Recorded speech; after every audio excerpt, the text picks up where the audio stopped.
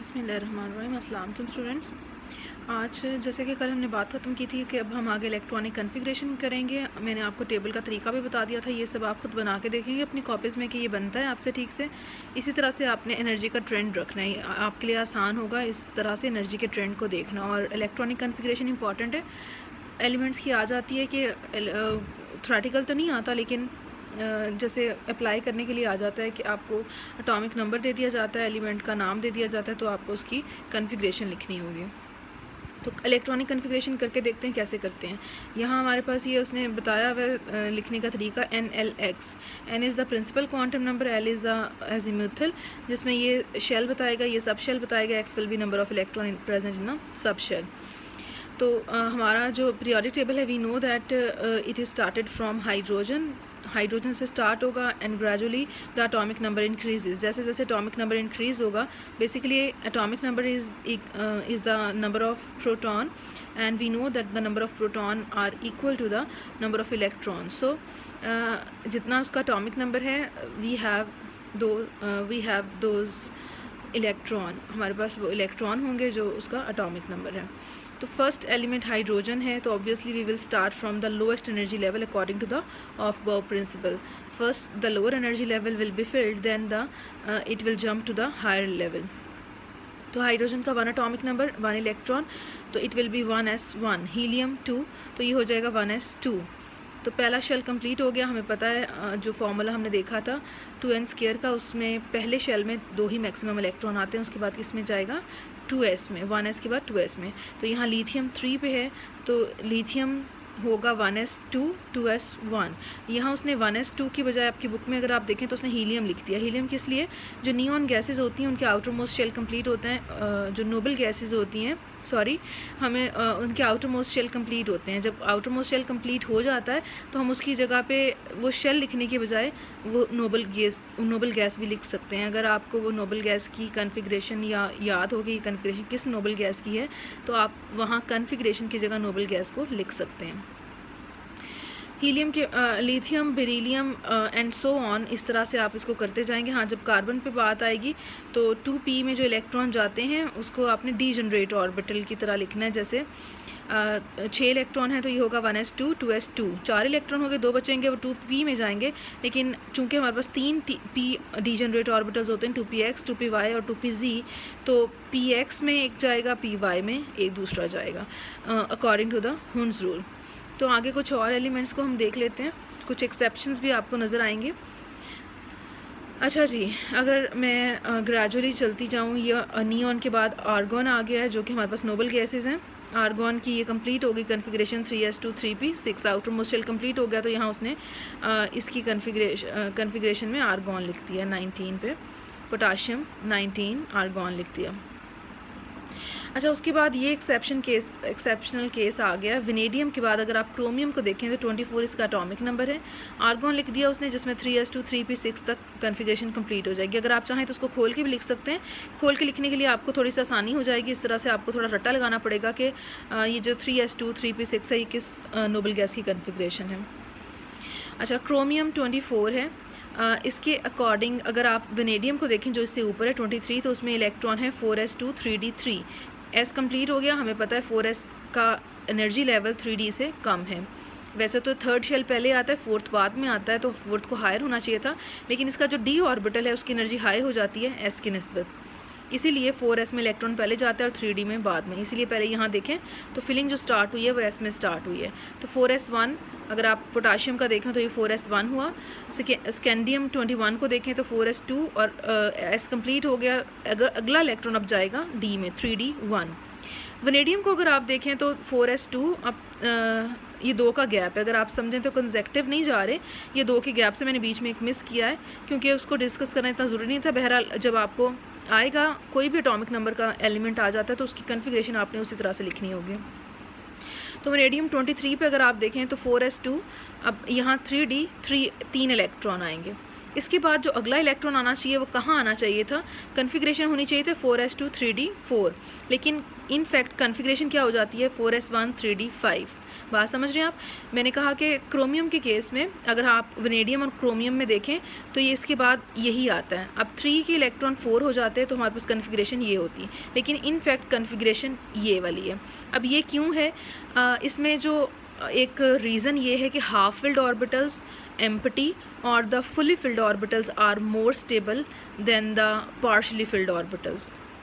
तो अगर आप इसको देखें तो ये कम्प्लीटली फिल्ड था, लेकिन ये पार्शली फिल्ड है। अगर इसमें एक इलेक्ट्रॉन बढ़ जाए तो ये कौन सा फिल्ड हो जाएगा, हाफ फिल्ड। 10 इलेक्ट्रॉन डी में आ सकते हैं तो कितने होंगे, 5। उस 5 के साथ वो हाफ फिल्ड हो जाता है। तो हाफ फिल्ड ऑर्बिटल की स्टेबिलिटी ज़्यादा है as compare to the partially filled, इसीलिए 4s का 1 इलेक्ट्रॉन जंप कर जाता है टू द डी ऑर्बिटल। तो क्या रीज़न है कि fully filled orbital, partially filled और थर्ड जो एम्प्टी ऑर्बिटल्स होते हैं उनकी स्टेबिलिटी ज़्यादा होती है as compare to the other orbitals.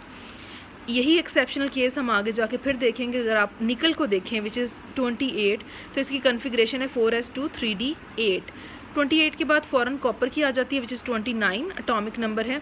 तो उसमें अब एक इलेक्ट्रॉन इजाफी आना था, वो इलेक्ट्रॉन डी में चला जाता, कन्फिग्रेशन हो जाती 4s2 3d9, लेकिन इन फैक्ट कन्फिग्रेशन क्या हो जाती है 4s1 3d10। यहाँ पे भी वही केस है, एक इलेक्ट्रॉन s से जंप कर जाता है टू द d ऑर्बिटल, तो हमारे पास कन्फिग्रेशन ये आती है। अब वजह क्या है जंप करने की, वहाँ पे जब हमने देखा तो वो हाफ फिल्ड था, जबकि ये जो है ये फुली फिल्ड हो गया ऑर्बिटल। तो fully filled orbitals are more stable than the other orbitals. तो ये क्रोमियम का केस एक्सेप्शनल है, कॉपर का केस एक्सेप्शनल है। उसके बाद भी कुछ एक्सेप्शंस हैं। कुछ में रीजंस यही आती हैं कि एनर्जी का डिफरेंस कम होने की वजह से इलेक्ट्रॉन बाज़ औक़ात जंप कर जाते हैं। एक्सेप्शन केसेस में यहाँ रुथेनियम है, नियोबियम है।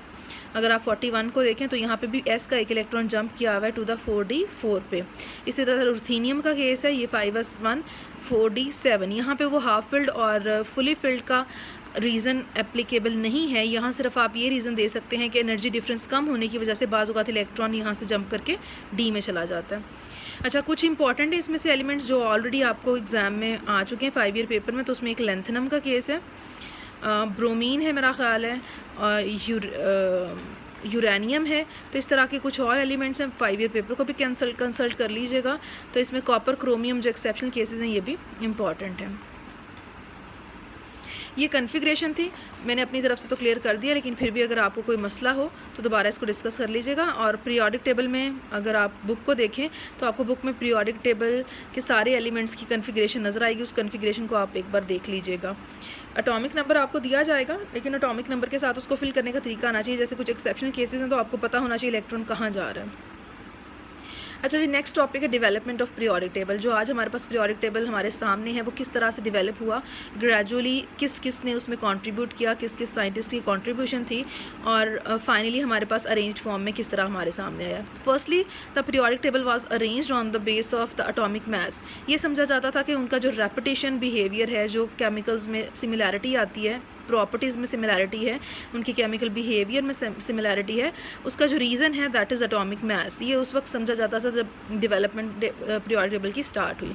तो सबसे पहला जो वर्क है वो डू ब्राइनर का है, डू ब्राइनर ट्राइएड्स। इसको ट्राइएड्स इसलिए कहा जाता है कि इसने 3-3 का ग्रुप बनाया था, 3 एलिमेंट्स का एक ग्रुप। 1829 में इसने काम किया था, और वो जो ग्रुप उसने बनाया था उसमें उसने ये कहा कि जो पहला एलिमेंट है और जो आखिरी एलिमेंट है उन दोनों का अगर एवरेज लिया जाए तो दरमियान वाले का एटॉमिक मास निकलता है। लाइक उसने एक कुलिया बता दिया कि 3 ऐसे एलिमेंट्स का ग्रुप है जिनकी प्रॉपर्टीज़ सिमिलर हैं, और उनकी अगर मास को हम पहले और आखिरी का एवरेज लें तो वो दरमियान वाले का एटॉमिक मास आ जाता है। तो ये डू ब्राइनर का काम था। तो सबसे पहले जो एलिमेंट्स अरेंज हुए वो उनकी फ़िज़िकल और केमिकल प्रॉपर्टीज़ की सिमिलैरिटीज़ की बेसिस पे कि उनका फ़िज़िकल और केमिकल बिहेवियर क्या है, उस बेस पे उनको अरेंज कर दिया गया 3-3 के ग्रुप में। उसके बाद काम आया न्यूलैंड का, न्यूलैंड ऑक्टेव्स के नाम से। ऑक्टेव्स इसलिए कहा जाता है कि न्यूलैंड ने दिया था लॉ ऑफ ऑक्टेव 1864 में। लॉ ऑफ ऑक्टेव क्या है, इसने कहा था कि जो पीरियोडिसिटी है या जो केमिकल बिहेवियर में सिमिलैरिटी शो होती है वो हर 8वें एलिमेंट के बाद होती है। Like every 8th element has the resemblance with the first one. तो हर 8वें एलिमेंट का होने की वजह से उसको ऑक्टेव का नाम दिया गया। ऑक्टा जैसे 8 से है तो उसने इसको लॉ ऑफ ऑक्टेव का नाम दे दिया। और यहाँ पे जो एलिमेंट्स उसने अरेंज किए थे that were on the basis of atomic mass. लेकिन ये जो लॉ उसने दिया वो कैल्शियम के बाद एप्लीकेबल ना हुआ। अब कैल्शियम के बाद 8वें एलिमेंट की बजाय उसमें जो सिमिलर बिहेवियर था वो डिफरेंट एलिमेंट नंबर हो गया उसका। और न्यूलैंड को इसी काम की बेस पे डेवी मेडल से नवाजा गया था। He was awarded with the Davy medal. उसके बाद मेंडलीव आ गया। ये ऑलरेडी आपने पहले भी पढ़ा है, ये भी पढ़े थे, बहरहाल थोड़ा सा डिस्कस कर लें इसको हम कि मेंडलीव और लूथर 2 साइंटिस्ट थे जिन्होंने अलग अलग इंडिपेंडेंटली काम किया और एक ही रिज़ल्ट पे पहुंचे। रिज़ल्ट क्या था, जिसको कहा गया मेंडलीव पीरियोडिक लॉ, कि properties of the elements can be represented as periodic function of the atomic weight. इसका क्या मतलब है कि जो एलिमेंट्स की प्रॉपर्टीज़ हैं वो एटॉमिक वेट के पीरियोडिक फंक्शन है। लाइक अगर उनको एटॉमिक वेट की बेस पे अरेंज किया जाए तो उनमें सिमिलर बिहेवियर शो होता है। तो इसका मतलब है पीरियोडिक फंक्शन किसका हुआ, एटॉमिक वेट का। तो एटॉमिक वेट की बेस पे अगर उसको अरेंज किया जाए तो एक ख़ास इंटरवल के बाद जो उनकी केमिकल बिहेवियर में सिमिलैरिटी शो होती है उसको मेंडलीव पीरियोडिक लॉ का नाम दिया गया। तो अगर आपसे लॉ ऑफ ऑक्टेव पूछा जाए तो वो डिफरेंट है, मेंडलीव पीरियोडिक लॉ डिफरेंट है। इसके सिलाइंट फीचर्स देख लेते हैं कि इंपॉर्टेंट इसके फीचर्स क्या थे। अच्छा, मेंडलीव ने कहा कि जो वर्टिकल कॉलम्स हैं उसको उसने ग्रुप का नाम दिया और 8 ग्रुप उसने क्रिएट किए 1 to 8। हॉरिजॉन्टल रोज़ को उसने पीरियड्स का नाम दिया। 0 ग्रुप उसने क्रिएट किया for the noble gases.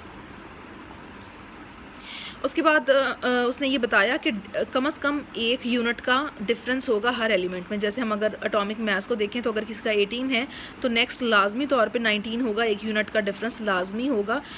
Otherwise ये पॉसिबल नहीं है, अगर एक 18 है तो अगला भी 18 पे हो।